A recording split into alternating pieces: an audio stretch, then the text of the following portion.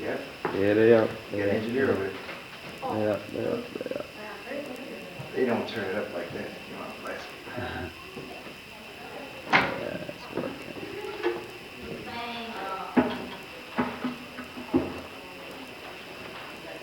I played a fire show the first time last. Oh, they kind of fun. They're a lot of fun. I've always been afraid of it. You know, I never wanted to touch it.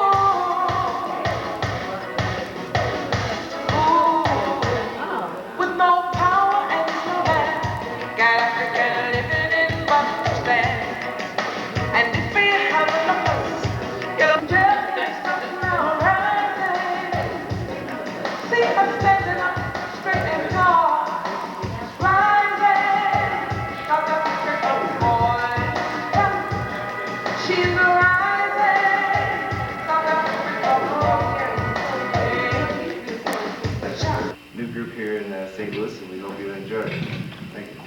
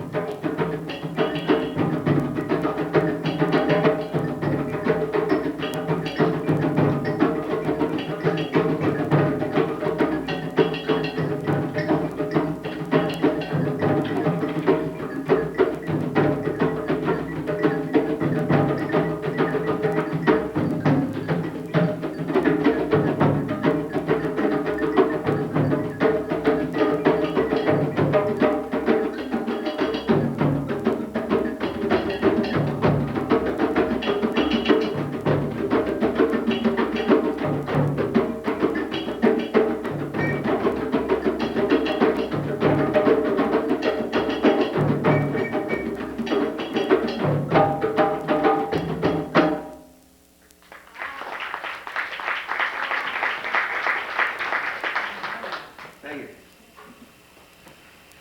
This next number will feature the Nigerian log drum called the Ekwe. Give us a chance to switch around here.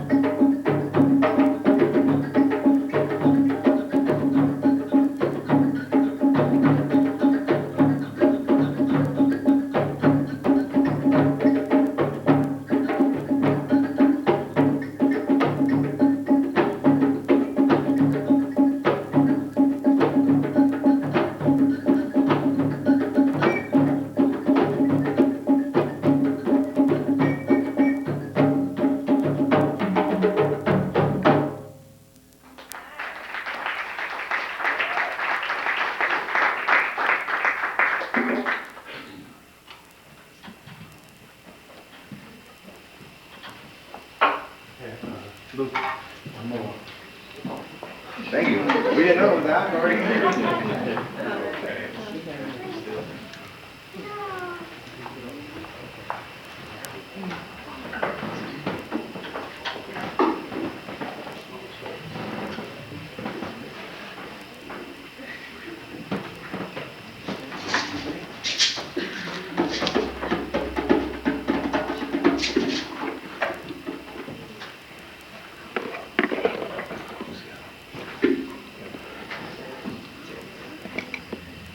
Yeah, before we do this one, I'd like to do a little intro.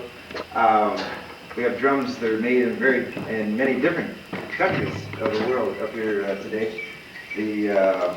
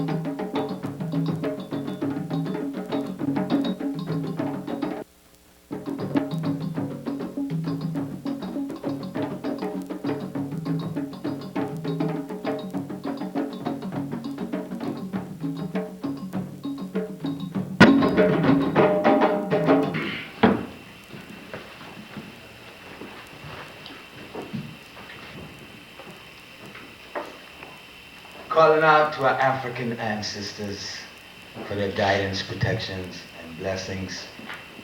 We'd like to give another round of applause for cultural expression. Please give it up.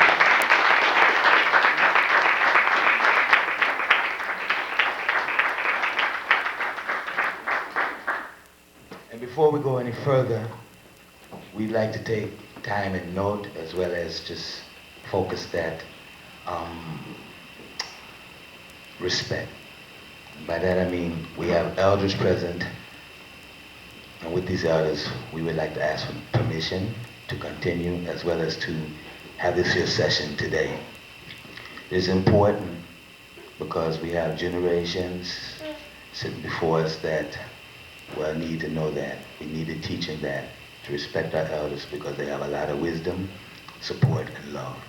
So, elders, may we continue? We ask for your permission. Thank you very much. Now we can rock and groove.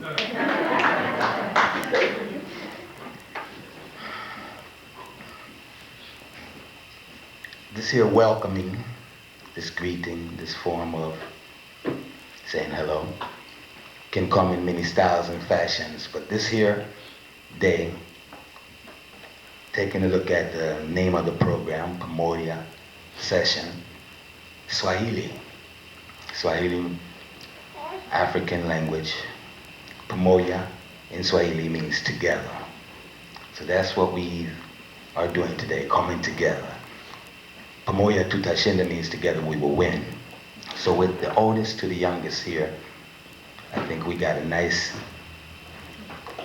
coming together, and it's a winning combination. So before we go any further, again, may we give a round of applause for everyone that has come out.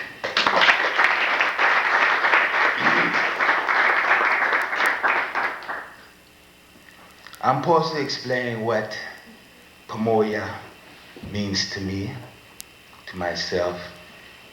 And if you don't really quite, or if you haven't quite caught it to everything that has been said so far, I don't know what else really to say, but that,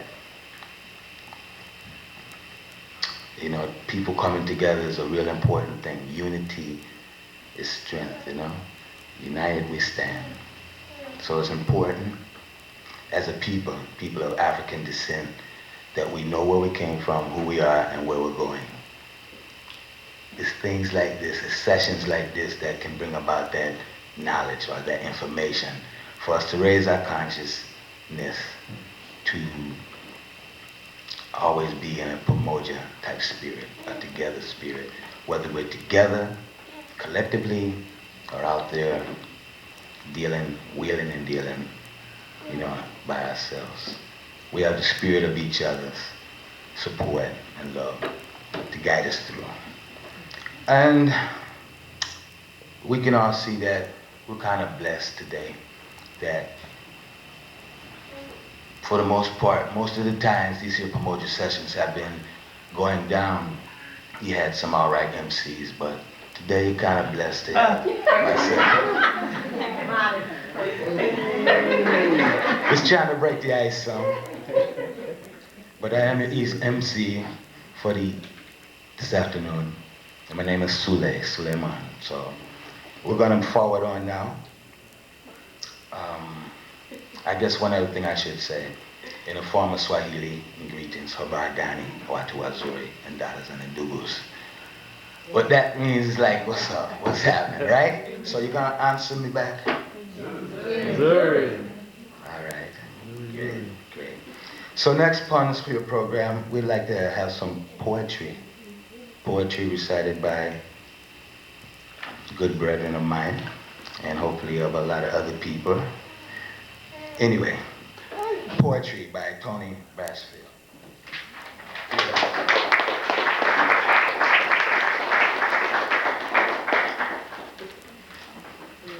I'd like to, first of all, thank the organization for Black Struggle for having me today.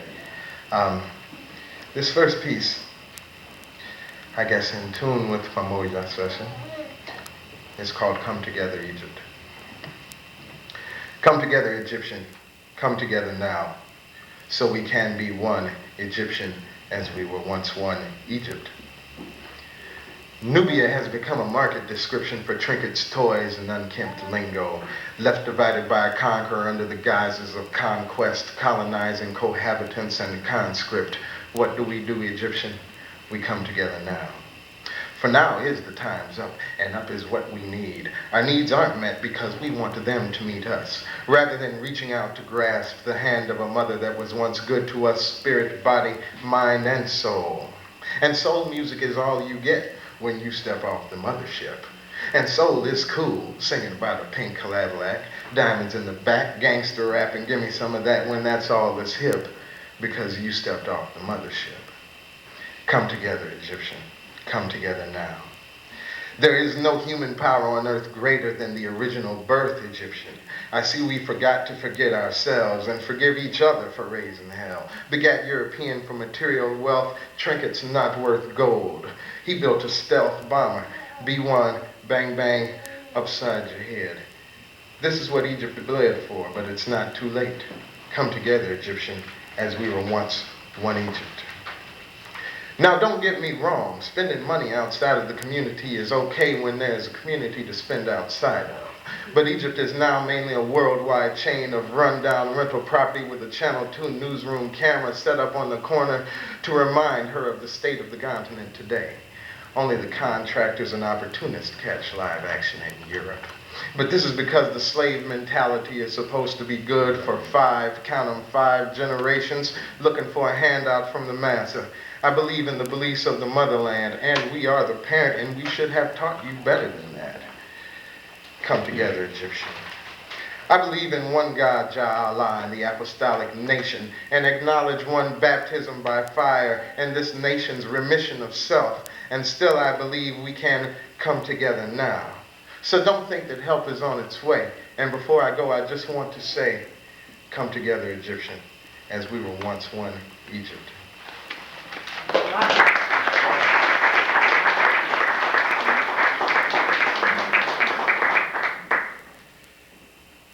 This is a bit of expression that I got while watching the blues or the news the other day. This is entitled, At What Price Somalia? What is the price to feed the hungry? 1 life, maybe 2, maybe 3, maybe 4, maybe more than a score. What were we talking about? Oh yes, feeding the hungry. Because of course there is no pride when charity is the fare. We'll take care of our own at home and even those over there in Somalia at any cost. A few homes when we're through. We'll even sacrifice, just to be nice, a brand new tank or 2. Or perhaps we'll throw in an African-American infantry unit.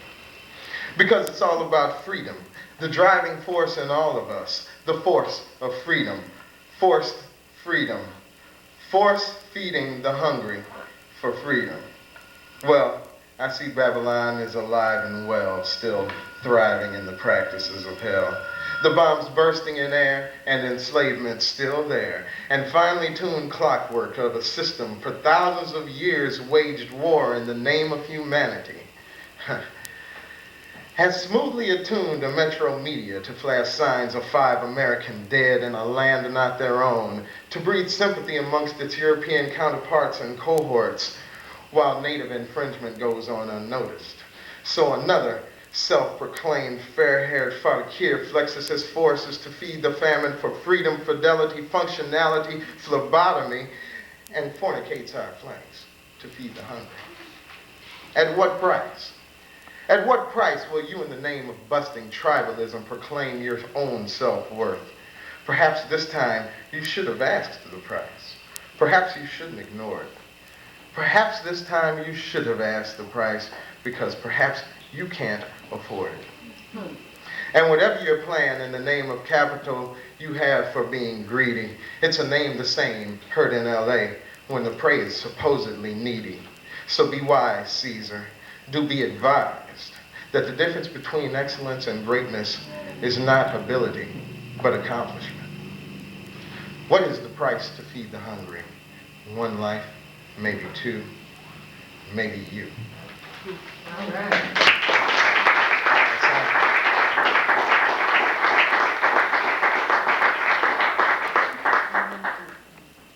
Thank you, Brother Tony.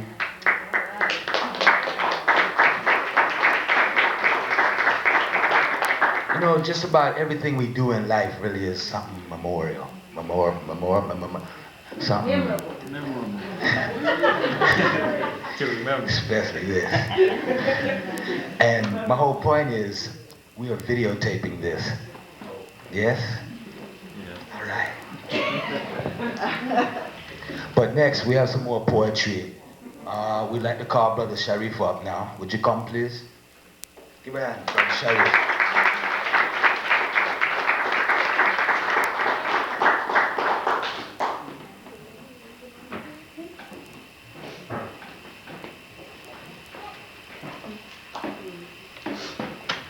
Assalamu alaikum.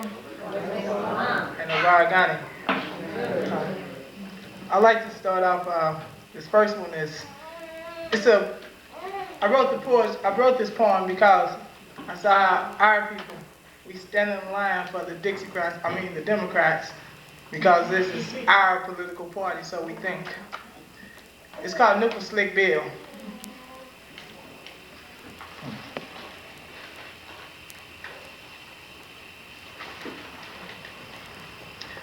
Lately, I've been kind of amazed. I can't seem to understand my people's ways. Can you tell me, have we flat-foot lost our minds? I may not know the whole deal, but I know this to be real. Black folks are in for one hell of a time. It was just the other week, some chump told me he held the key to peace, love, and true salvation. But I had to show him the green that he could keep, so I can keep him super clean. But he had to get back with me after his vacation.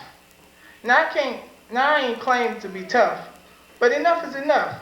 So I got upset at the bull, he said. Yeah, I know why some folks are killed long before their time to die, because I felt like putting two in his goddamn head. Now before you start to judge, I ain't no thug, but I am like most brothers in the streets. I refuse to be played or even made to be some lame brain or trick some hustler thinks he can be. I guess folks are all the same, even in the political game.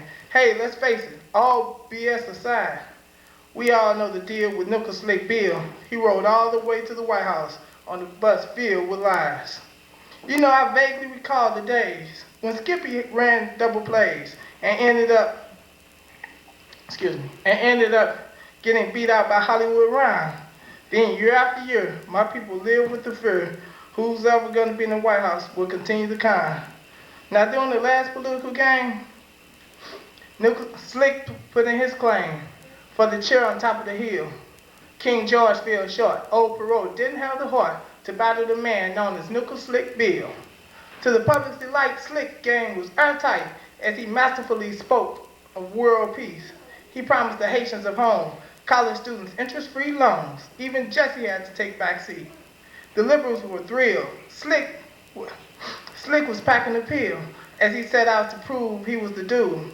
He spilled serious lines, came off like he was truly divine, then commenced to sell America fried ice cubes. With a master scam, he laid down his flam-flam as he painted images of freedom and hope. Then he turned into a slob after he got the job, and the campaign promises were like soap on a rope. Like Houdini on the road, Nickel Slick played the code. Damn, they're promising the sun stars in the rain. But that was all part of the plan to make him the man who'd be king on the hill and win the other game. Now I ain't blaming Bill. Hell, I know how you feel. I would do the same without a doubt. It's those handkerchief-head Negroes that somehow got to be heroes that chose to go in the business of selling us out. They were up to no good, because in my neighborhood, Nickel Slick Bill didn't carry no weight. It was the same old house bums, hustling us for crumbs, so they could put a little more on their dinner plates. They came out in droves. The Buffers played their roles in that crapshoot we call the elections. Although it was cold as hell, black folks didn't fail to cast their vote for the Southern Connection. Now after all is said and done, the Dixiecrats won, but I want to know why black folks feel so good.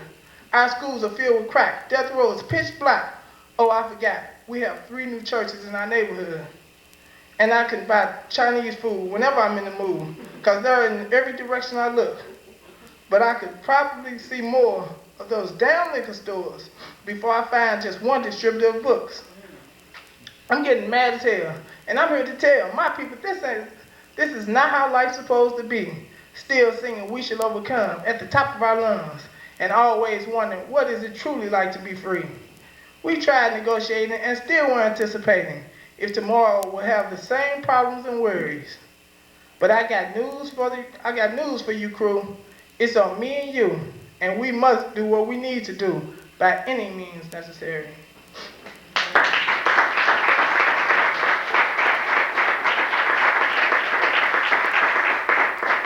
Asante, I have one more that I like to do all the time. It's called the Black Woman, an African woman. She is the black woman, the fuel that kindles my flame. She lights the torch that gives me life and bears the weight that caused me so much pain. From her beautiful African features with what she smiles, to her historical African pride on what she stands, my black woman, oh yes she is, and I'm honored to be her black man. She is mine, for this I give all praises to Allah, for there is no doubt she is my perfect match. The original woman, she is an African, she is strong, my woman is proud that she's black. For the love of this woman, I'd wage all out, For the love of this woman, I'd wage all out war. At her request, there is nothing I could ever deny. For her respect, I stand with dignity, pride, and honor. But for her protection, I would fight, I would kill, or I would even die. She is my Nzinga, my Cleopatra, my Nefertiti. She is royalty, my queen on the throne.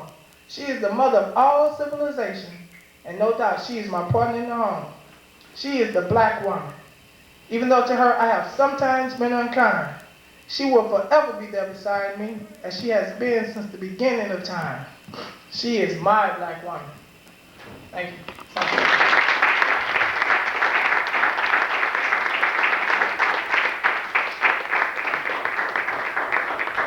Yes, Brother Sharif. This is a program that is rated PG. So all you parents, just do the appropriate thing. Moving forward now, we want to bring on our guest featured speaker.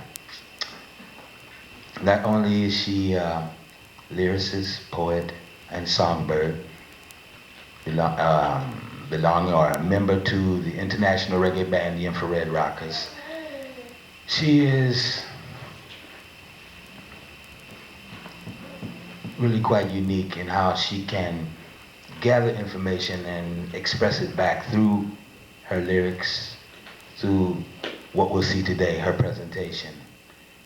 I guess with no further delay, let's welcome a rare and precious jewel, Johari.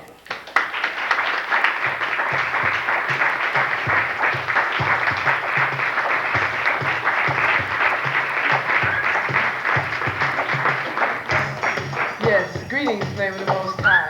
We want to say today that we are very happy to be here, and we give thanks and praise for being able to share, whatever information we can with everybody present. A nice crowd today, a lot of old faces, new faces, but we want to have a moment of silence for the brothers that have died this week in South Africa and really all over the world, because black life is a precious commodity, and but by looking at the situation today, you really can't tell, because a lot of us are dying and we need to deal with that. So let's have a moment of silence.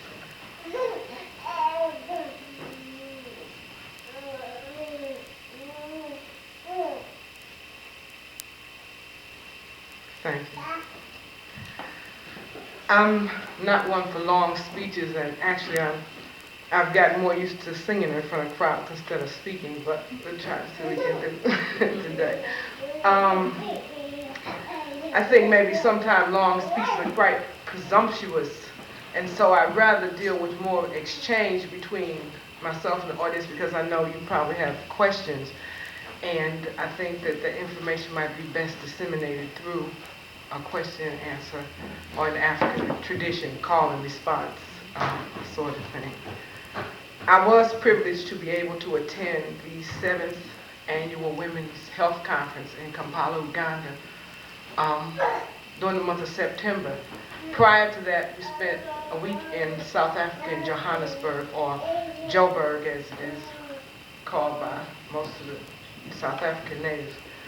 And a lot of things happen, and I don't know if I really have accurately digested everything still at this point, because as you continue to read about things happening in South Africa, the impact of being there takes on a new dimension every day.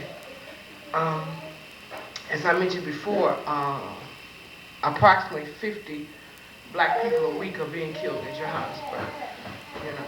And that's not all over South Africa. The loss of black life is like, and it's taking an enormous toll on the struggle there. But if you've noticed that recently in the news, the sanctions, Nelson Mandela has called for an end to the economic sanctions in South Africa. And a lot of people are questioning that, whether this is the time, and we can get into that a little bit more. I don't know if you're too familiar with the history of apartheid, but apartheid means apartness or separateness. And the White National Party was established in 1948, you know. If you're also familiar with the continent of Africa and the history of exploitation and colonialism, neocolonialism, you know that the southern part of Africa was colonized by people from Holland, the Dutch people, you know, and people from that region that moved into Africa and moved into South Africa and took over the land. And not just in South Africa, but the whole southern region, places that we know now as Zimbabwe, Lesotho, all the places that are around, you know, the Horn of the Cape of Africa had been colonized by these people, as well as French, Dutch, British, as the whole continent of Africa has been spiced up and divided up. And now it's a new day. Africa is coming into herself and reclaiming herself for herself. But homelands, or formerly called Bantustans, were established in 1959. And they formally stripped black people in South Africa of citizenship. There are 10 homelands, 4 considered independent, and 6 which are not. 50% of the blacks live full-time on the homelands, or Bantustans. The other part, they're called other people are called migratory citizens. And they live in the townships and in some parts of the cities. And they're used as a source of cheap labor. They're close enough to the cities not to be a part of the city population per se, but to be used as a source of cheap labor for the apartheid system. I'm sure many people have heard of Soweto. Soweto is a string of 32 townships that surround Johannesburg, where black people live in crowded and poor, unsanitary conditions. It's 15 miles from Joburg, and as I say, there are shacks, as you might call them, open trash and sewage places. And the houses are heated by charcoal, kerosene, and kerosene stoves. And it creates a smog that comes up out of Soweto. There are 2 movie houses and 2 swimming pools there. And there are approximately 3 million people that live in Soweto.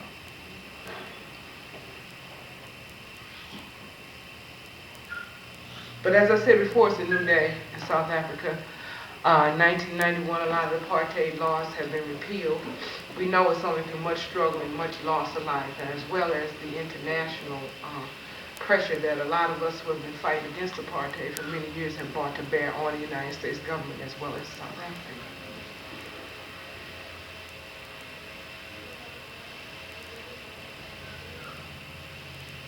Living in the streets of Joburg, Johannesburg also, are approximately 15,000 children, which are called Malunde. Malunde are from 3 years old up, homeless children that don't have anywhere to go, sniff glue, sell their bodies, you know, and died at a very rapid age, very rapid rate in a very young age.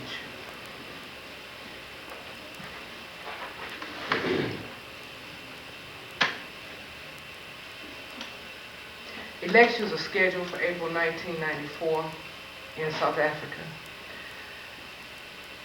It'll be a very interesting situation.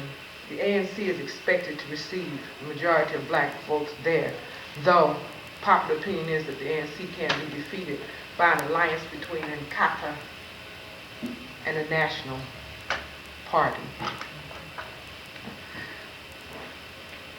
Hopefully we can get into this later on, because some people might have questions about what is Inkatha and what is the National Party, et cetera, et cetera, et cetera. Again, like I said, I don't want to presume that people understand a lot of things that I'm saying, so we want, to have a lot of questions. Also, what's happening in the townships is a very strong, again, as you know, anti-apartheid movement. And the mass line in the township is one settler, one bullet. It might seem a hard reality to a lot of people, but life in South Africa is hard.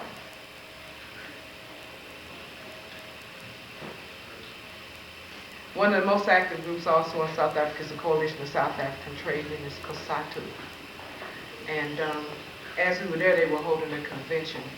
And we got to see a lot of the workers come together, mine workers, domestic workers, workers from all areas of South African life, come together and actually try to plot out and plan out certain things that are really pertinent to the destiny of South Africa.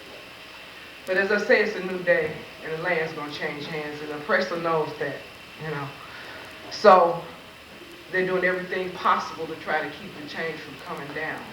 South Africa has actually been made ungovernable by blacks, because there is an 80% illiteracy rate among black people in South Africa, and only 8,000 black college graduates per year. So it's very interesting. People have asked, well, how was it? It's hard to kind of describe, and it's hard to explain, because there's so many things. It's so controversial. It's at once progressive and backward. It's at once political and reactionary, or political and apolitical, as you might say. It's at once positive and negative, urban and rural, and all the contradictions that you might be able to think of. But we know for true that victory is near, and we know that the people will win, and we know that there will be majority rule in South Africa. And we want to just send the brothers all our love and our strength and our support for what they're trying to do. So I really don't have too much to say further in terms of presentation. We want to just end by saying what they say in South Africa, amandla, which means the power, and the response is a way to will be ours. So can you help him with that? Amandla, A way to. a way to, yes. Okay, peace.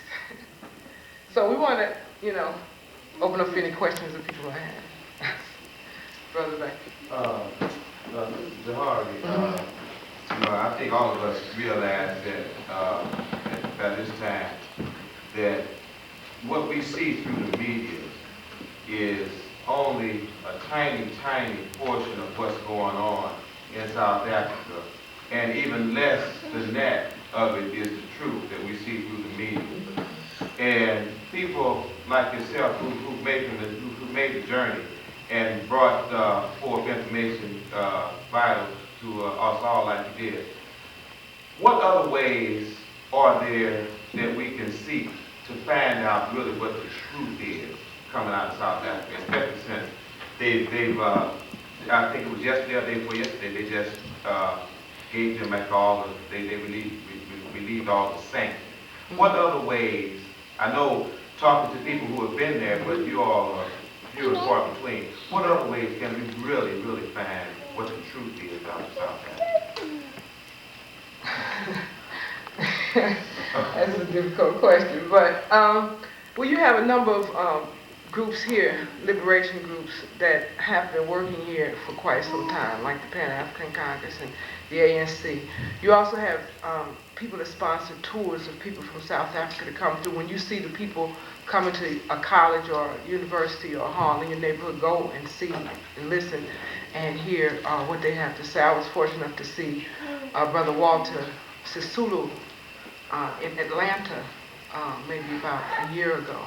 He and his wife were there talking about the situation and conditions in South Africa. So when you see people that are speaking, that are part of the ANC or the PAC or, you know, involved in this day-to-day struggle in South Africa, that are speaking, you know, in certain communities, go and see them, you know. Also seek out, I think, publications that might, you know, by these organizations, you know, and also alternative publications to, you know, your daily newspapers to let us know what's going on. What type of support is the Inkatha getting from the South African government? Any kind they want. Well, I mean, sky's the limit, you know, because what you have there is a merging or a alliance between the black right wing and the white right wing, you know, against, you know, the ANC and the Pan-African Congress and the mass struggle that's going on in South Africa. So, does that answer your question? Pretty much. I'd like to expound on what you said because that was my question. Okay, the situation is the Zulus, they form this alliance with the Afrikaners. But you've been elected, Johari. What are they doing to try to alleviate this problem? You know, this labor have to be stopped. Yeah, true.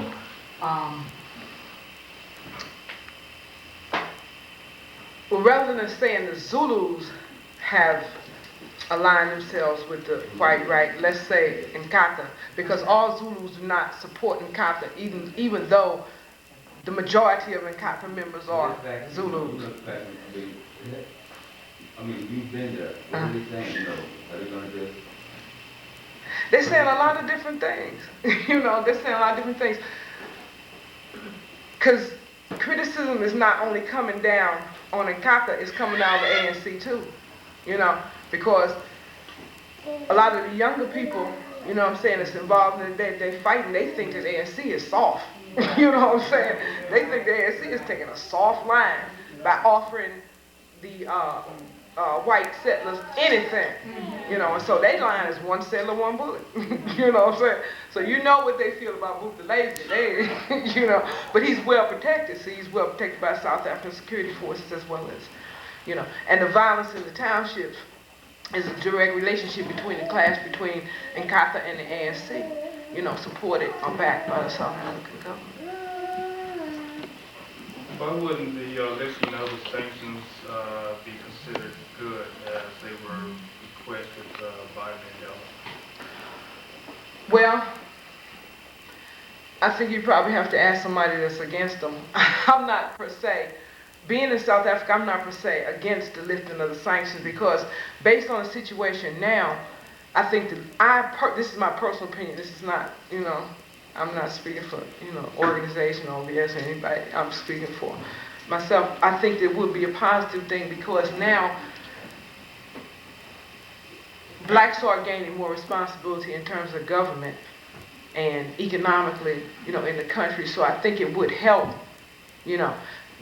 Some of the people, the argument of some of the people that are against it is that, well, apartheid is not gone, so, you know, you would still be helping the South African government, and that's true in part, you know, because, you know, like one analogy was made, a zebra is black and white, so if you kill one part of it, you know, is the whole zebra gonna die, you know, so that's kind of where you are in terms of economic sanctions in South Africa. Could you please just a minute talk about Sister Winnie Mandela and her current role politically, her current political role? I can't speak on that because Winnie Mandela was not, you know, her presence at this point is not seen or felt right, in South Africa. It's So like, they have silenced her. Would you say that? yeah, yeah, yeah, Because Yeah. of her divorce? no, Okay. Because of her political views. yeah. The divorce was a result of the Of the political views, differences, right. and the political views are results of silencing, and then that goes back to what I was saying about the ANC, because in terms of Nelson and Winnie, Nelson, of course, Mandela is the ANC, personified, and a lot of the organizations that Winnie worked with and support are, far to the left of that. So, that's why I was speaking to earlier about the criticism of the ANC being too soft, with, So her work is being carried on then by what groups? I don't know specifically, but I know she is closely aligned with the Pan-African Congress, PAC. So, and a number of other community-based, not necessarily national organizations, okay? Okay. But community organizations. The women's labor, organized labor movement, isn't she involved in that? From what I understand, I think so. Yes. Yes. But then you have a lot of labor organizing going on a lot of different levels, Okay. And So organized labor itself is not a left or right position? no. Well, Okay, it's not. see, you have to judge everything by South Africa. You see what I'm saying? Well, that's what I'm saying about South Africa, left or right. Because what we would consider here to be, let's say, conservative, For instance, like when I was talking about the criticism of the ANC, see, here we consider the ANC to be quite a militant organization, correct? Okay. Well, it depends on who you're talking to, okay? Let's say it like that. Now, a lot of people do consider the ANC to be quite a militant organization, And for the times and conditions, it is, But then on the other hand, some people in South Africa might see the ANC as being like the Southern Christian Leadership Conference. You see what I'm saying? So it all has to be weighed based on where it is and what's happening, if that makes sense. Is there like a division? Is there a division going on within the ANC? From what I heard, from what I heard through the clues, is there as far as the youth are concerned, are there like more radical and the older people are still trying to stick to the? That's the South African society, period.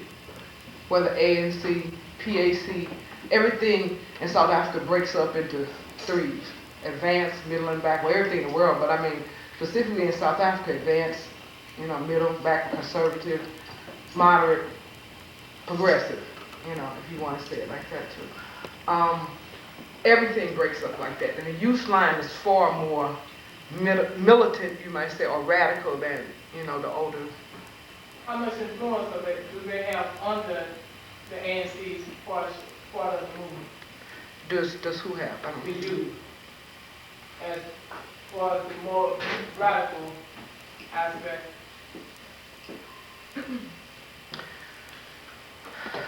Well, I don't know. It's kind of hard to say. But, the leadership of the ANC are the brothers that are, the older generation, Nelson Mandela, Walter Sisulu, and, brothers, so, it would be kind of hard to say,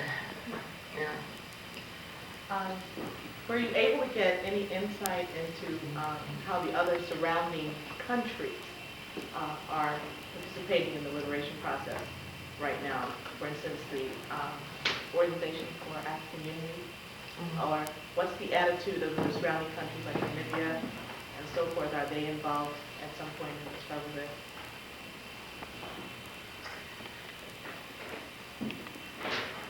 Well, that I think I can only judge by the information that we receive here from other countries and other liberation organizations that's in Africa. But really, just being that closely associated, or that close in proximity, let's say, to South Africa, that affects your whole economic and social conditions anyway, you know. And if, in fact, it's affecting the whole continent of Africa. In fact, it's affecting the whole African people in the diaspora and wherever, you know.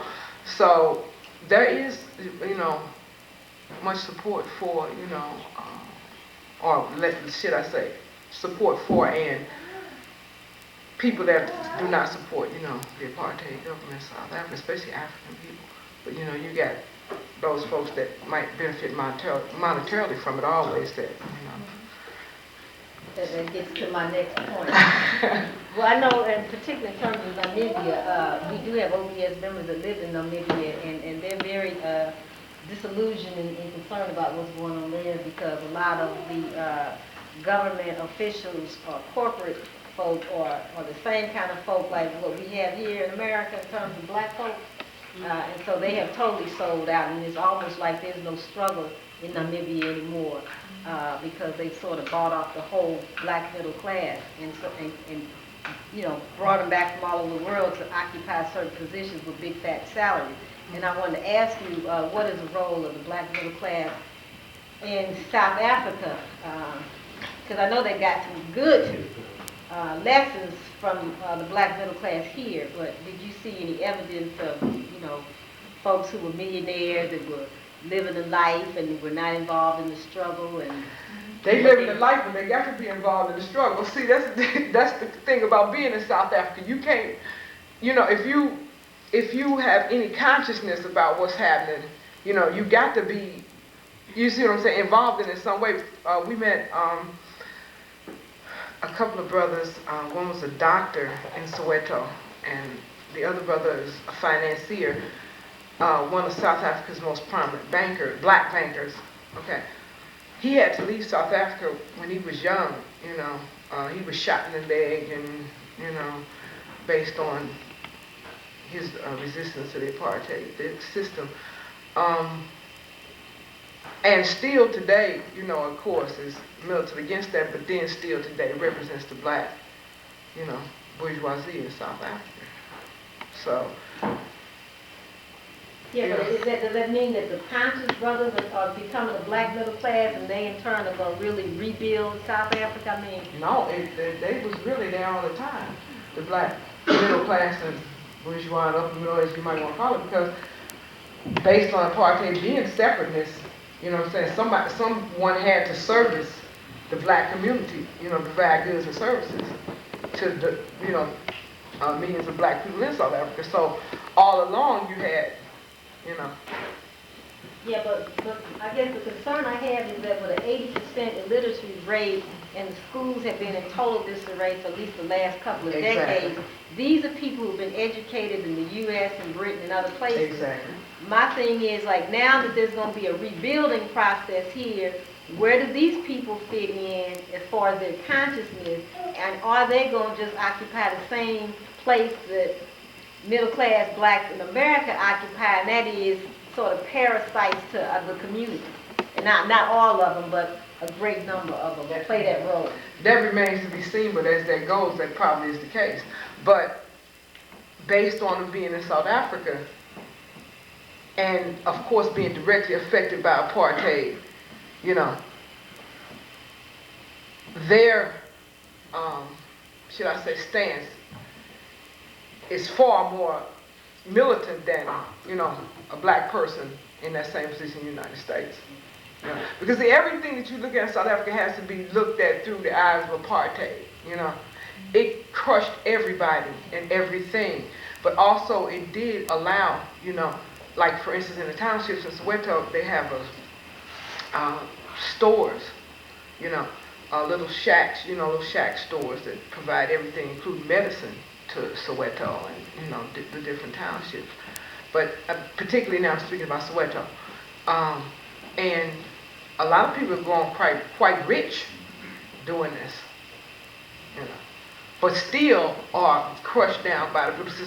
The brother that I met was a doctor. He said his business, well, first thing he said was he thought that African Americans had failed them in South Africa, in Africa period, you know, based on, you know,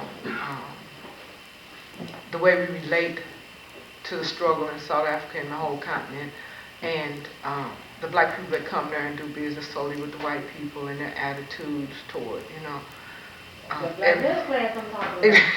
everything that's going on. And which I couldn't say nothing. I had to agree with the brother. But I said, brother, you have to understand one thing. They don't even know they're Africans. So, so it's hard for them to relate. A lot of us here in America, it's hard for us to relate because we really don't know who we are. We are the most educated black people on this planet. We have the opportunity to get the most education that any black people on this planet, bar none, in the Caribbean, in Africa, wherever you go. Black people in America are more educated, but they're also more culturally backward because they don't know who they are. We could run South Africa if we knew we was Africans. You see what I'm saying? We don't know that. And let's go deeper to that point there. You and I, we had a chance to talk a little bit about the whole issue of how South Africans in particular view Africans here in America. Now, we start off by saying, okay, now, this setting here, now this is definitely a culturally conscious, group of folk. Yeah. Now, is this like their perception of Africans here in America or what? So can you talk about that a little bit? No, sir. No, sir. You have to understand the perception of African Americans in South Africa comes from the media, just like ours. But it's even worse because by black people being in the United States, we have access to media, so our music, our art, our literature, that has been accepted into mainstream American society is disseminated all over the world. So when we were in South Africa, Eddie Murphy Coming to America was on and everybody stopped. So the sister said, the sister was with me, she said, it seemed like they would be insulted by that. You know what I'm saying? Not so. You know what I'm saying? Because it's what's coming. They feel that black people in America culturally are leading the way, and we are in many ways, technologically, but not consciously. Okay, that's why when we returned and I found out that Arsenio had produced the movie Bopa, I gained new respect for Arsenio Hall. You know what I'm saying? Because when I was there, that was one of the things I was saying, like, now see, black people, long time ago I knew this, but it just brought it back closer to home, that black people in America, especially those of us who have money, need to be more responsible for the things that we put out. You know what I'm saying? We just need to be responsible because it's going all over the world, and this is the way people think we are, and that's their perception of, black people in the United States, I don't know if any people are familiar with that, but Arsenio Hall has produced a movie on the struggle in South Africa called Bopa, and it deals with the generational struggle between a man who has been on the South African, a black man played by Danny Glover, who's been on the South African police force all his life, and he wants his son to follow his footsteps, but his son is a part of the resistance. And so, as the story goes, the proverbial father and son clash. But it's very interesting and it's very well put together. Morgan Freeman directed it, and but it ain't showing in St. Louis. But keep that in the forefront of your mind if you can get to see. Johari, speaking of resistance, did you find any evidence, or could you say it publicly, of any kind of weapons being, it's been different moves here in the States to try to get some weapons to the sisters and brothers there. And that's one of the things people with money could do. Just like we have the Irish here that funnel all of the guns to the IRA in Ireland to help in their resistance. Did you see any evidence or anything? Anybody doing anything on this line? No evidence. Though, however we can financially, we need to support. I know the PAC was collecting money in New York and Washington, D.C. They collected money for guns. And a lot of people have made contributions. A lot of Africans from here have made. Yeah. Yeah. It would be more of a, that would be more of a, a covert thing that, yeah. Well, it's going out there so people Yeah. get allowed, they can do so. Yeah, I hear you. I hear you. Brother. In the election in 1994, in April, who do you think will come out to be the leader in that whole situation, personally? That's hard to tell. That's really, really hard to say. As I said before, it is popularly believed that the African National Congress will get the majority of the mass black vote, but with an Nkata alliance with the right-wing forces. But in the part two of that, if the ANC did get into a leadership role in that situation, what do you think would be the outcome? Would just all out just chaos? A lot of fighting. A lot of fighting, but a lot of fighting is going on now. You remember the peace talks that were held in, what was it, 92? I think it was 92, 1990. Oh yeah, okay. A convention for a democratic South Africa was held in 1991 in December, and 19 organizations participated in that. 12 of those organizations were black organizations. But by June 1992, the talks had collapsed and that violence escalated, Again, so it's like a touch and go situation as to,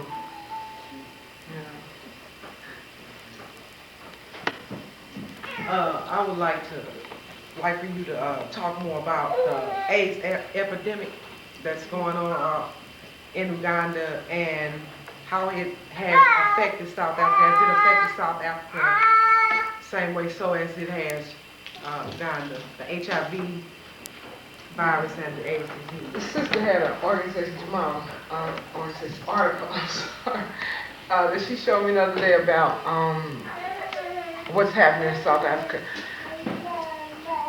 Understanding that AIDS is germ warfare, understanding that, then you can understand that it will be used as a tool. Right now, the contrast between South Africa and Uganda is like day and night. Uganda is like a tomb, with like 60% HIV infection, among the population. So it's bad. You can even see in on people's faces the kind of hopelessness and despair, about that situation. In South Africa, the epidemic is definitely not at that proportion, but based on a lack of education, that would be the next weapon that they would use against the South African people. Because even talking to a brother that was a doctor in Soweto, we was talking one night and we got on the conversation of HIV infection and AIDS. And he was like, oh yeah? Nah, well, not really. I said, okay, right. This is a doctor. You see what I'm saying? So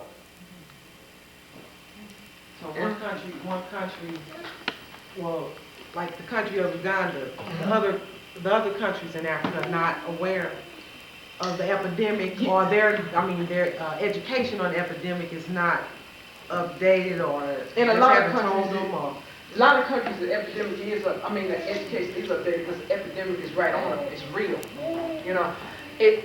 South Africa. One thing we have to understand about South Africa is, whereas internally there is heightened political consciousness about the situation in South Africa, a lot of people, are progressive and fighting and involved in day-to-day activities. The understanding about the international situation is lacking because, of course, the media is controlled by who?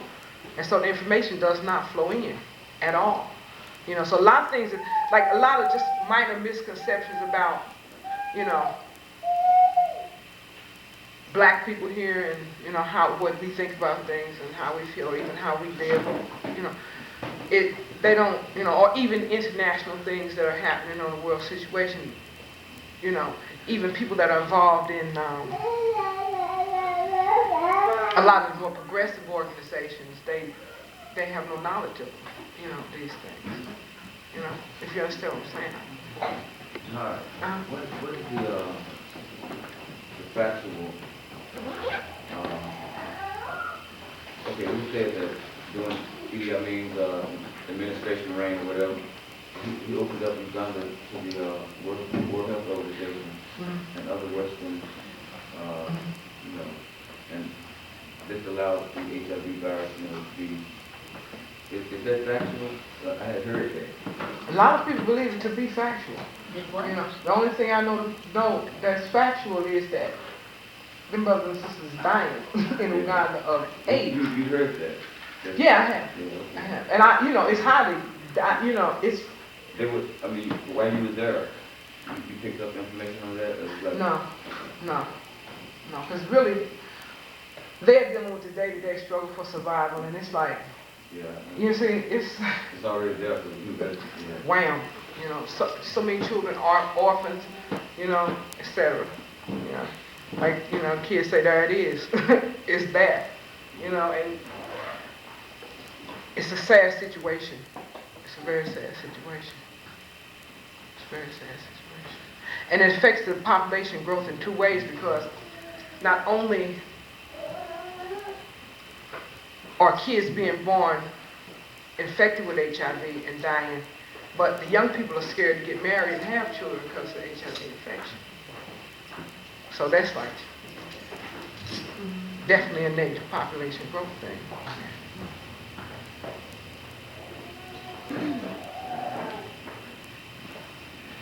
Yeah, so, on Uganda, we have like places like Progressive Emporium, where we can get information, real current information and stuff. Yeah. You talk a little bit about what it's like at the university there, and then what those of us who could, say, well, my job won't allow me to, be out front, struggling and stuff, what we could be doing to deal with that situation. One thing I have to say is Brother Bob always said we have to figure out who we are and where we are in the struggle, and that's real. You know what I'm saying? Once we know who we are, then what can we do? In Makerere, the 7th International Women's Health Conference was held at Makerere University in Kampala, Uganda. And there was a lady from Scotland, a white lady from Scotland that was teaching there. And she came and asked us about periodicals. We were saying, well, what kind? She said, well, really don't make no difference, she said, because the last periodical in the library here at the university is 1970. Yeah. So one thing is, that can happen is to collect, your recent periodical, even 2 or 3, 4, 5 years is more current than 1970. That's 20 years ago, to send, so that people can begin to engage with. There's information void, as well as a cultural void, in relationship to a lot of things that's happening, with the progressive people here in the United States, that are really trying. It's not reaching. It's not getting there. So when you were in South Africa, even in Uganda, the native music, the music of, that area, was it on the radio, airways, was it everywhere you could go? Because my first experience when going to the Caribbean in certain areas, it was like you hear Whitney Houston and Lionel Richie and things. Same way, so what happened to the reggae, So not just reggae, but the evenly music of the people that are in those countries. It ain't being played. You hear jazz and Whitney and OJs and but yeah. Maybe a Bob Marley song every now and then. Old Bob Marley songs every now and then. But a lot of Tina Turner. I must have saw Tina at least 5 times, 2 or 3 hour concerts, it's not. You had also said something earlier about, I guess, the responsibility of artists here in the States, being that, of African American descent, black artists, be they rappers, singers, athletes, actors, actresses, the type of influence, or let's say the responsibility that they should have in knowing how their material can go worldwide or international, and that influence other material on other people in other areas of the world.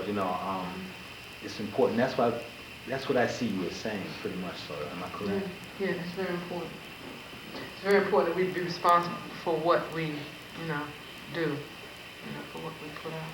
I was playing yesterday, over on the east side of Lincoln Park, and was trying to tell the youth about positive things, to uplift them and things. And then there was a DJ that came on after us, and he started spending stuff like, he had to have our money, and all them kind of things. And so it's almost like it was a struggle happening there, but it's really out of hand here a lot. The people that seem to have consciousness in what they have to contribute are catching a lot of resistance and fight, in what they're trying to do, and the people that are being bought and sold more or less,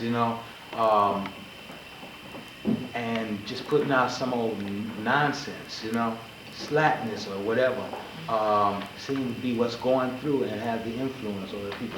Was it like that over there? True, because it's about making money. It was like that over there? Yeah. And to add to what Suleiman is saying, these record companies are throwing not millions but billions of dollars at these artists who are bringing forth all this slackness and all this vulgarity and in popular music here and in reggae.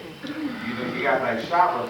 People think Shabba is so great. Shabba is one of the most vulgar artists that you can find. But these record companies are throwing money at these people hand and foot, and the conscious people who are putting things out there that would really be something that would benefit our youth can't get a contract. Yeah, well, that's the same way in St. Louis. A conscious group here that I know, named Rockets can't get a job. You know what I'm saying? But, it's about who can sell the most beer. It ain't about, That's not the point, but that's the challenge. Sure. Do we have any more questions? Well, I just want to say I got an article about AIDS and some other stuff. We have some of the newspapers that Johari bought back from South Africa that are here on the table. They're only for display only, but the whole AIDS epidemic in Africa, they cite here in this paper, this is from the Final Call, in 15 countries that are under siege. And of course Uganda leads, but I think the same problem in those countries exists here in America with Africans here, and that is not only is there a faulty reporting system, but then for most of us we're in denial that it can happen. And the chair emeritus of the Organization for Black Struggle, his son died of AIDS earlier this week, and he's one of the few families who are admitting that their son died of AIDS. We want to say our relative died of pneumonia. We want to say they died of bronchitis. We want to say everything, but our folks are dying all around us of AIDS. And until we come to grips with us, we need to be a part of the Africa over here, because the AIDS epidemic is real. It's not an illusion anymore. And that's another thing that can be done too, disseminate information, send leaflets, pamphlets, booklets. Even the sisters that I traveled with, Sister Love, there were 9 sisters that went with us, and I was the only person from St. Louis. The rest of them live in Atlanta, Georgia. One of the organizations called Sister Love that is operated by a very good friend of mine, Sister Daison Dixon, and they do a lot of work with HIV positive women. They have several hospitals and, are involved in a lot of work. And they even took condoms and disseminated information at the conference in Makerere about, HIV infection. The other sister was Sister Loretta Ross, and that was the reason we went to South Africa. She's a journalist, and she was doing work on the right wing in South Africa and the coalition between the black right wing and the white right wing. I don't know if you ever heard of Cherblanc, but Eugene Cherblanc is one of the people that is the head of the fascist movement in South Africa.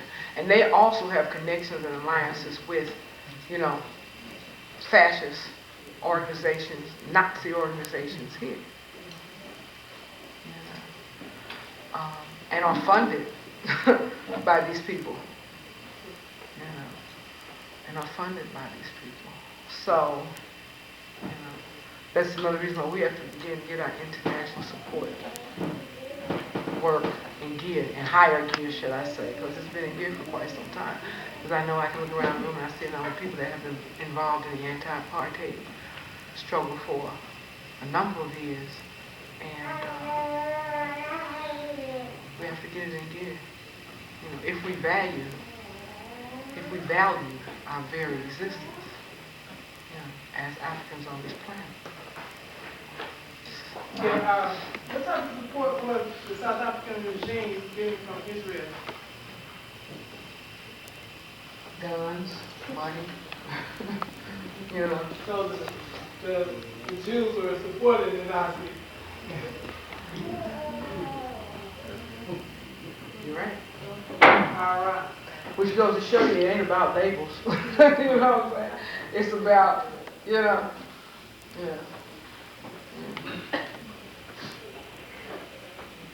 the 60s civil rights struggle, a lot of people believe that without the Black Panthers and Malcolm X, there wouldn't have been a Martin Luther King. So you had somewhat the softer side and the hard side. Is that something that can work in South Africa, where you say the ANC is soft and then there are the harder lines? Okay, I didn't say that, they said it. They said it, but it's about the unity and struggle of opposites, but yeah, I would say so. Or do you feel is it that one could defeat the other to where no one gains, none of them gain? Somebody's gonna gain. Somebody's gonna gain. And be a victor in this struggle. I really believe that it will be the South African people because, majority rule, must come. Right now, most of the voters are disenfranchised. They have with 80% illiteracy, what can you say? They have a mass literacy drive on top of a mass voter registration campaign. But right now, 75% of the black people, they can't or don't vote. Now, is that election going to be governed by the United Nations? I can just I know how our election process works here. You have secret ballots, you put it in a box, and certain people, carry them to another place where they're counted and all of that, and it's all supposedly controlled and safe and all that. So, since they really haven't had elections before, are they just going to do it the way they feel like doing it, or is this going to be United Nations sponsored?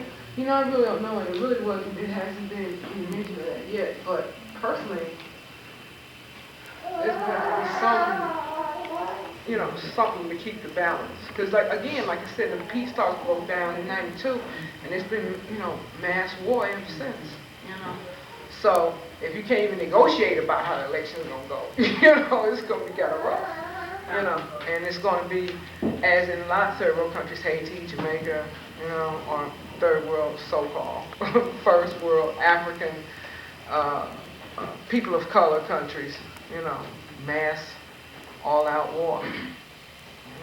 All-out war. excuse me, we'd like to take at least one more question and then wrap this up. There will be reception following after this here program aspect, and from there you can continue one-on-one with Johari, exchange numbers or what, and just keep something flowing still. Okay? But let's take one more question. Okay, my question is in reference to the educational system. Since you mentioned illiteracy, what is the educational system like? I mean, is there a school that a child has to go to? Or they go to school if they want to go to school? They go to school if they can afford to go to school. You know, and they go to school if their parents can afford to send them to school. See, this is what I was saying before. The United States is the only place where black folks can get free public education. Free, let's start with that, public, and don't want to go to school. You know what I'm saying? Other places, see, we take that for granted, but that don't happen in other places. That don't happen in the Bahamas or Jamaica. The people have to go to school, pay to go to school. They can pay for the tuition, they can't pay for the uniform. They pay for the uniform, they can't pay for the shoes. They pay for the shoes, they can't pay for the books. So either one of these reasons is a reason for you not to go to school, because they won't let you go if you do not meet all of the above requirements. So what kind of African can afford to send their child to school? What kind of average African is that? All kinds, but some people make the sacrifice, some people can't, some people do what they have to do. So again, that's why you have such illiteracy among African people on the continent and the diaspora. Such high levels of illiteracy, See, in the United States, it ain't no excuse for us to have, the functional or the high levels of literacy that we have. It's no excuse. Except for we don't understand, the value of education, as we should.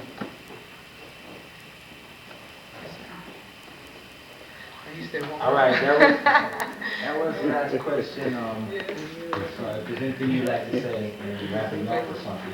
I just want to say peace and blessings of the Most High be with everyone. I want to end by saying, Amandla! Awake! Power shall be ours.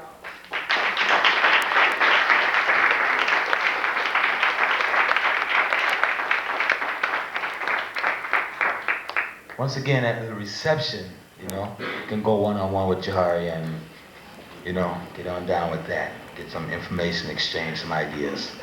We like to move forward with this here program, and what we have happening now is just that, a movement power type thing. I would like to call on Brother Kalimu to come and continue with this.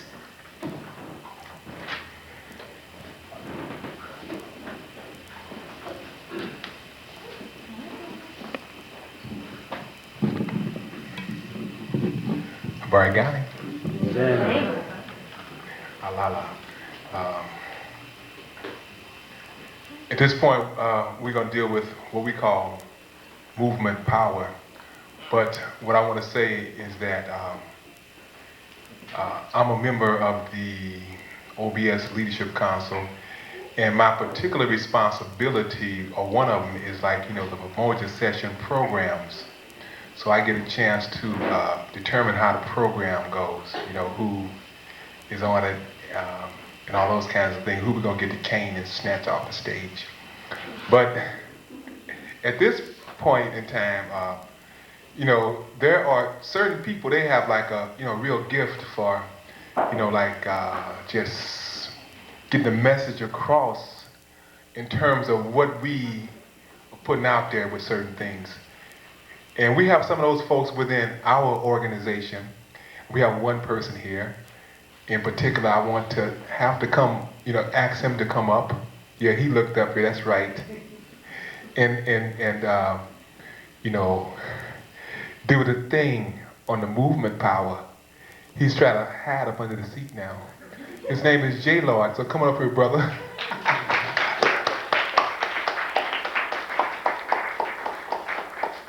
Like all of us, this brother here, he's an auto worker. He's been going through different kinds of changes, struggling still, but he's here, and we're glad for that too. Because it's a struggle for everybody, but we have to still keep going forward, So give it up for this brother here.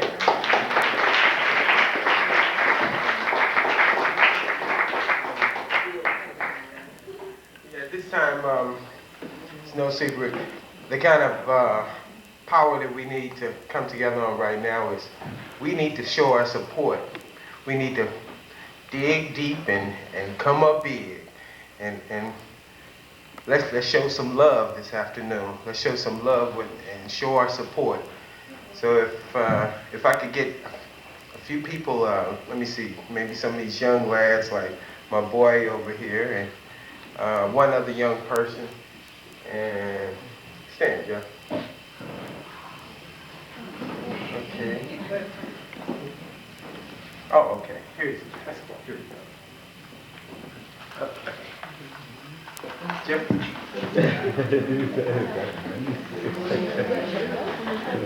Now I want you to start over there with my wife and get it down with her, and I want you to go around and collect, go from bench to bench and pass it down, just like they used to do in, you seen them do in church. Yeah, could you get my hand? Oh no. Is it another basket? Let me see.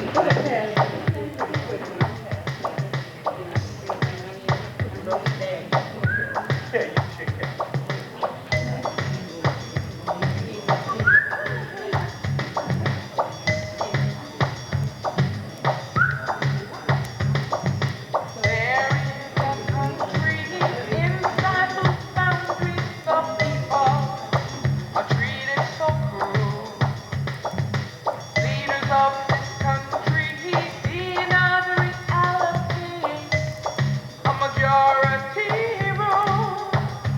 In the background, we have the sounds of Johari and the Infrared Rockers on a soon-to-be-released CD. The title of this particular selection is called A New South Africa. So while you're digging in your pockets and the basket's going around and the movement's flowing, check out what we've discussed, what we've heard, and the lyrics now, and just get into it. Beautiful to see that kind of cooperation going on. You know, the Africans in South Africa believe that we couldn't come together, and because of the lack of information coming forth to South Africa about how we feel about the apartheid, what kind of unity we have among each other, the government of South Africa, the acting government of South Africa would like for the Africans there to think that we support the United States government, that we would support the government of South Africa, that we would think it's in the best interest that they couldn't run their country, that we wouldn't support them. And these are some ways that we can, when we get together and we share information, there's power in information, but you know, we have to demonstrate that kind of love and support. And when we come together like this is beautiful. This is beautiful. But did we miss anybody? Did we miss anybody? Raise your hand. I see my son. Oh, we got another man. Hold on. I just want to ask if there's anybody that we missed, because we don't want to miss anybody. Okay, thank you very much. Stand with us. Thank you very much. Anyway, this program is about to come to a close. It's not all the way. There will be a reception following afterwards. We have a refreshment table. We have also a table of some of the particular artifacts and art, culture, sculptures, and things of Africa that Johari has brought back. It is for sale. So we hope we didn't hurt you too tough here where you can't be supportive of that way. But once again, you can also just exchange numbers or address and see how you can still catch up with something that you see and like and would most definitely want and need, you know, maybe in your home. What we like to do now is bring about a little more culture. We want to ask Brother Percy Wells to come up and recite a poem for us, if you would, please. Can you do that for us, brother? Maybe even possibly, if it's up to him, we can have cultural expressions do some drum rhythms behind his poetry. I don't know if he would like that or not, but Asa.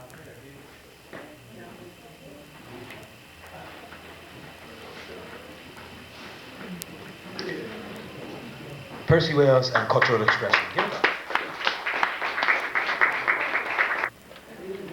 As always, all praise to the Most High and to our ancestors. A couple weeks ago, I got to do a show with the brother Asa here.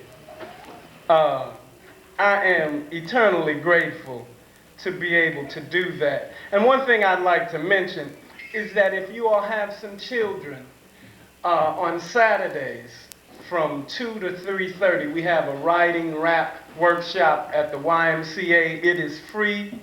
If your kids would like to come in, and what we're going to do, we're going to work to the end of the month, and the kids are going to perform their rap on the radio. There's a radio station, the YMCA in Chesterfield has a radio station, and we're going to do that. And this is something that we need to keep in mind and never forget. Beautiful lost children of Africa and America, Anasazi and Twa, Maasai and Mayan, Inca and Dogon, Gikuyu and Shawnee, Choctaw and Congolese, Aztec and Ethiopian, Nubian and Navajo, Egyptian and Cherokee, searching and seeking, seeking and searching, searching and seeking, chanting, why did you leave? Why did you leave? Why did you leave? Fruit of the black earth mother, progenitor of the rhythmic cycle of eternal life, the essence of universal existence, harmonizing the divine elements, fire and rain and wind and earth, fire and rain and wind and earth, fire and rain and wind and earth. Beautiful lost children of Africa and America, saturated by perpetual rain of the storms of incessant pain that time can never erase, a wretched empirical legacy from which there is no escape. Shards of festering flesh, anonymously drifting on wings of wind, like loverless lovers, like loverless lovers and friendless friends. In the midst of a whirlwind of hatred, groping to feel the warm sunshine that once lived in the abode of our minds, stretching, reaching to touch the sky, like ancient fish that learned to fly, impelled by a primitive force, rising like the Nile and the Mississippi, bringing fertility to the land like sacrosanct blood, bringing nourishment to the life from ocean depths and river beds, like true blue bloods bleeding red, impelled and incited by the inherent urgency to find home. Beautiful lost children of Africa and America, victimized by perpetual crimes of God complexes and inferior minds, of God complexes and inferior minds, and the evil genius of conquering crusaders, marauding mercenaries, cruel conquistadors, and pathological pilgrims, the diaspora and wounded knee, the middle passage and the trail of tears, the diaspora and wounded knee, the middle passage and the trail of tears, beautiful lost children, psychologically terrorized and ceaselessly despised, from the time of Atum's chaos and the Indian maiden's purple haze, souls soaring on a mystical mist, and the genius of the creative utterance, seeking evolutionary perfection, seeking salvation, sacred space, knowledge of cosmological mysteries and universal wisdom, of neutron stars and exploding quasars, of black holes and gamma ray bursts, of global and cranial hemispheres, of north and south, of left and right, of day and night, of east and west, of Heru and Set, of Arset and Mary, of Jesus and Arsar, of reincarnation and fusion, of realization and illusion, of destiny and determination, of pyramids and projects, of pyramids and projects, of pyramids and projects, of plantations and reservations and impossible dreams of home. Beautiful lost children, beautiful, beautiful, beautiful lost children of Africa and America, of Africa and America, of the diaspora and wounded knee, of the middle passage and the trail of cheers. Beautiful, beautiful, beautiful lost children. Searching, searching, searching, searching, searching to find home. Beautiful lost children searching to find home.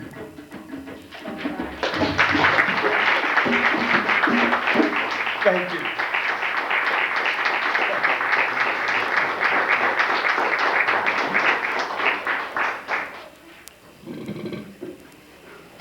Thank you, Brother Percy, and Cultural Expressions. What we like to do now is make announcements and things of that nature.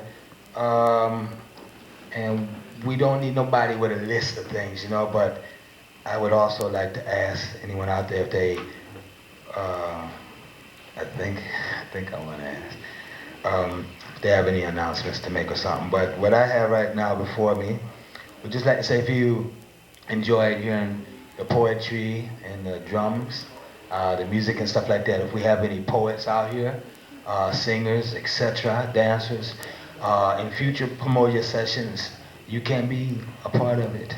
You can come up and express yourself. That's what we would like for you to do. We hope you've been inspired by Brother Tony, Sharif, Percy, Cultural Expressions, Johari, myself, you know, that in the future, if you want to come up and be a part of it in the cultural sense or something like that, we can work with that. So keep that in mind. The person to contact is Kalimu. Just talk to him about that and we can see how we can work that. All right? Cool. There's been a death of a member of OBS, Al Lumpkin's son. Right now, presently, there's a wake happening from 4 to 9 at Alston Lane on West Florissant and on West Florissant. The memorial service is Monday, the 11th of October at 12 noon at Alston Lane. So just want to make that announcement. We'd just like to also put out a prayer for everyone's father, mother, grandparents, sisters, brothers, anyone who is feeling ill at the time or sick or something like that. We definitely wish that they can be on the road of recovery and be back in well health as soon as possible. Are there any announcements that anyone would like to say or make? Yes, sister? Just to add to that, the wake service is a wake. Mm-hmm. Very friendly to about 9 o'clock on Okay. All right. I'd just like to also say then that it's been heartwarming for myself and most enjoyable for the vibes and the energy in here today to see one of the best turnouts I've been able to witness at Pamoja sessions I myself have been able to make. I think a treat is called for at this time. a treat done by oh, one more thing, hold on. This is the man say he controls the cane and the gong and stuff. I just want to say that we got one kind of power from the people, but the most important kind is like, you know, we need you. See now, if you're sitting up here and if you've enjoyed what you've heard, then you need to put it into action. Now how you gonna do that? Now if you have your own organization, then go back to your organization and say, okay, here's a proposal, you know, in terms of what we can do to heighten our support for our brothers and sisters in Africa.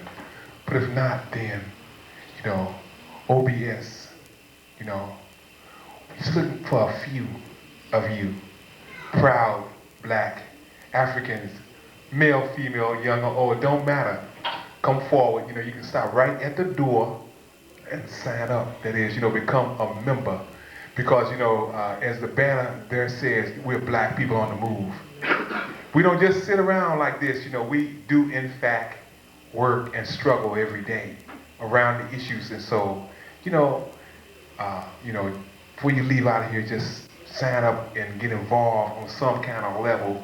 Past what you did. If you can't do it, that's fine too, because your presence here is enough, but still, you know, just get even more involved. So that's the thing I wanted to add in, since I could do that, you know. So thank you, Soleil. Thank you for no cane. All right, Kamili, that's the person we want to see also. Right now I would like to call up, see, it's a family affair too. That's what you have to understand. It's a family affair, an African concept, you know, the extended family type thing that everyone's a brother and sister, and then biologically, men talk to. I have a brother and his daughters, and my mother's here, and a whole lot of things, you know. So right now, what we want to do is, I want to call on my brother Baba too to come on and assist me with this here official closing of the Pamoja session. I think he does it quite like no other. It's called the Harambe chant, and well, I'm gonna give it to him.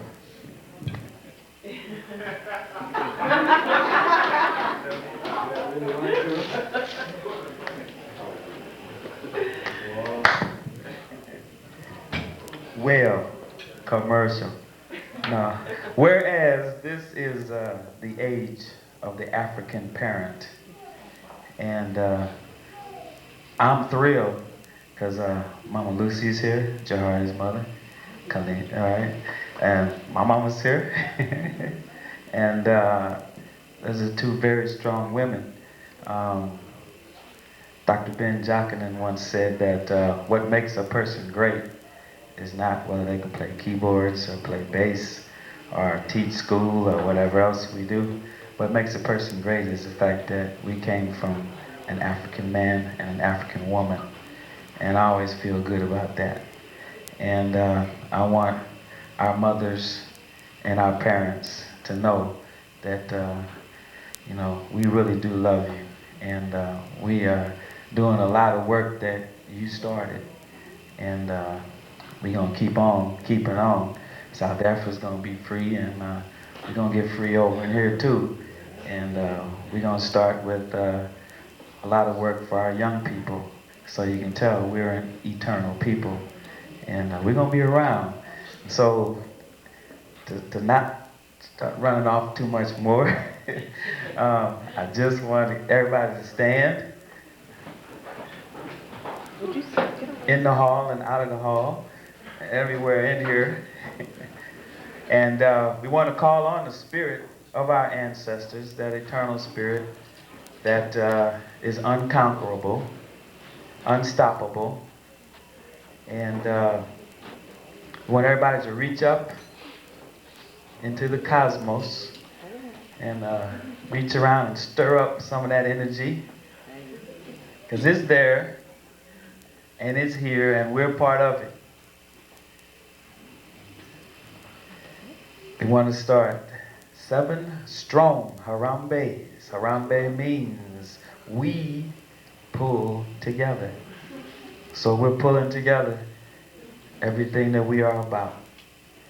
We're gonna get 7 of them. It's gonna get loud in here. And I got a microphone. And y'all gonna have to get louder than me. Don't be all key now. All right. 7 strong Harambe's. On the count of 2. Ja, Lee, 2. Harambe! Harambe! Harambe! Harambe! Harambe! Harambe! Harambe!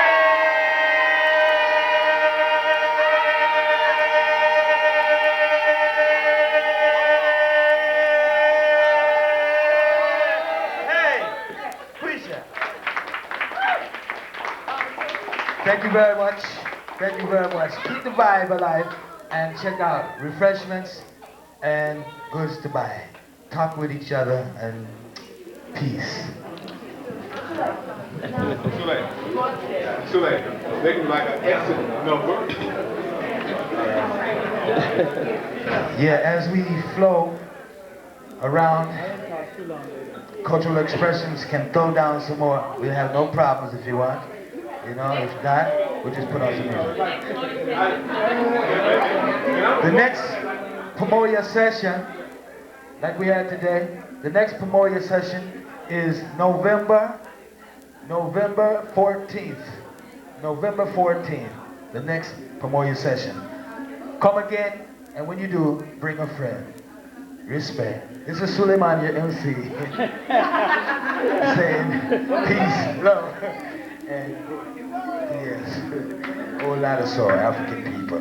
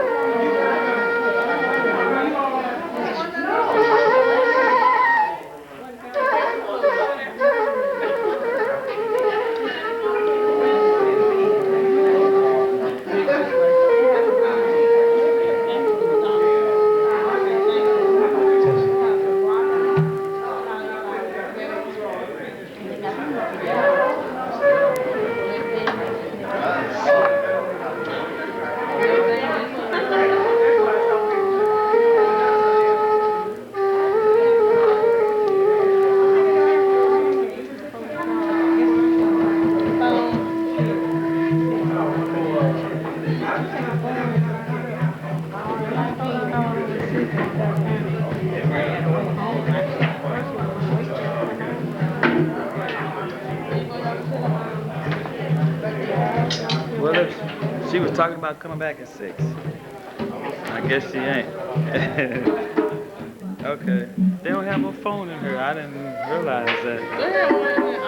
But we couldn't get in. Yeah, they didn't. They won't let us in. Is it still on? I thought it was going home. I can Yeah. They go We here. got it anyway. And I was sitting up there. I said, hey, but my mom, and I came with my face on the camera. And I came over and said something to you. No, you were not. Daddy probably did put you on camera, didn't he? Huh? Did you put it on the camera? Of course. When I was riding almost. Hey, when I was riding almost. I'm getting kind of tired. Oh, you got me there now. Hey, I stay over here.